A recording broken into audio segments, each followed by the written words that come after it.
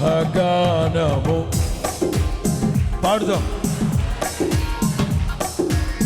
యేసయ్య నామమును అందరూ ఉత్సాహగానము చేసేదము, ఘనపరచెదము మన యేసయ్య నామము. రెండు చేతులు పైకెత్తి హల్లెలూయా యెహోవా. చప్పట్లు చప్పట్లు చప్పట్లు. హల్లెలూయా యెహోవా